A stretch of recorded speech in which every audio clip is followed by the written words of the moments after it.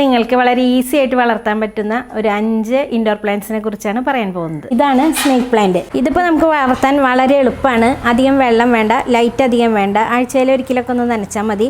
പിന്നെ നമുക്ക് ഓക്സിജൻ, ഇപ്പോഴത്തെ സമയത്ത് നമുക്ക് ഓക്സിജൻ വളരെയധികം അത്യാവശ്യമാണ്. അത് ഏറ്റവും കൂടുതൽ ലഭിക്കുന്ന ഒരു ചെടിയാണ് ഇത്. ഇതാണ് അലോവേറ. ഇത് നമ്മുടെ റൂമുകളിലൊക്കെ വെച്ചാൽ വളരെയധികം നല്ലതാണ്. നല്ല പോസിറ്റീവ് എനർജി കിട്ടും.